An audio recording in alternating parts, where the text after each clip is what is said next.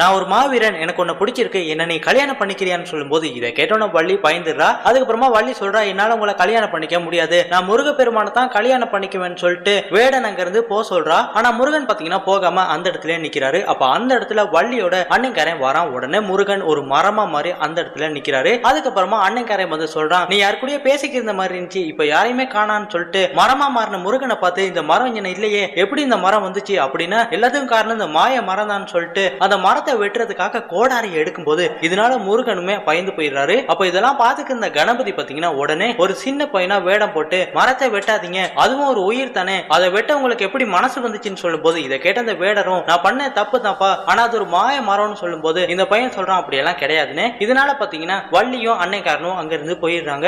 அதுக்கப்புறமா முருகன் பிள்ளையார்ட்ட வந்து, நீ மட்டும் வராட்டிக்கு எனக்கு என்ன இருக்குன்னு சொல்லிட்டு பிள்ளையாருக்கு நன்றியே சொல்றாரு. அப்படி இந்த பக்கமா வள்ளியை காட்டாங்க. வள்ளியோட அப்பாவுக்கு வந்து உடம்பு முடியல. அந்த நேரம் முருகன் ஒரு